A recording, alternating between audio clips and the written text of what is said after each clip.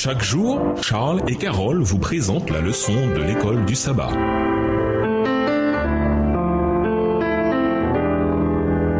Bienvenue dans votre émission. Dieu nous parle. Nous voilà à la leçon de vendredi. Pour aller plus loin, nous vous invitons à lire dans le livre Jésus-Christ, le chapitre Le Sabbat, aux pages 268 à 277, livre écrit par Ellen G. White. Les espions craignant de se mettre dans l'embarras n'osèrent pas répondre au Christ en présence de la foule. Ils savaient bien qu'il avait dit la vérité. Ils auraient préféré laisser quelqu'un souffrir plutôt que d'enfreindre leur tradition, mais ils auraient secouru un animal pour éviter aux propriétaires une perte matérielle. On prenait donc plus grand soin d'une bête que d'un homme, créé à l'image de Dieu. Voilà bien la mentalité de toutes les fausses religions, dont l'origine est le désir de s'élever au-dessus de Dieu, mais elles ont pour résultat de dégrader l'homme en le plaçant en dessous de l'animal. Toute religion qui fait la guerre à la souveraineté de Dieu prive l'homme de la gloire qu'il possédait à la création et qui doit lui être rendue en Christ. Toute religion dénaturée apprend à ses adeptes à ne pas se soucier des besoins, des souffrances et des droits de l'homme. L'Évangile attribue la plus grande valeur à l'humanité qui a été rachetée au prix du sang du Christ. Et il nous enseigne à avoir les plus tendres égards pour les besoins et les malheurs de l'homme. Le Seigneur déclare: je rendrai les hommes plus rares que l'or fin, je rendrai les humains plus rares que le métal d'Ophir.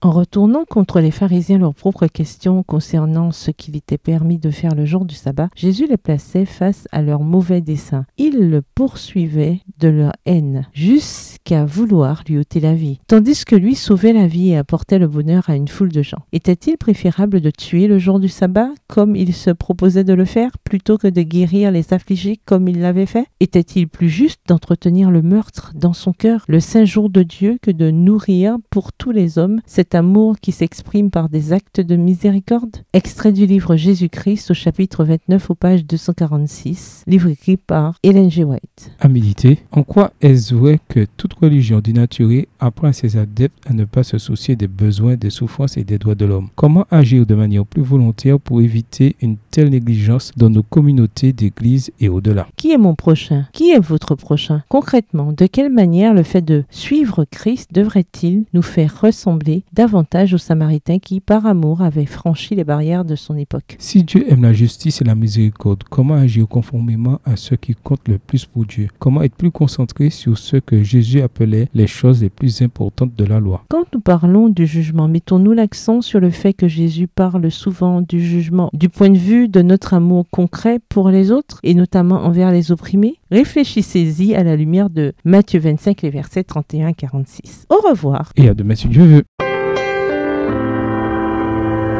Dieu nous parle. Chaque jour, Charles et Carole vous présentent la leçon de l'école du sabbat.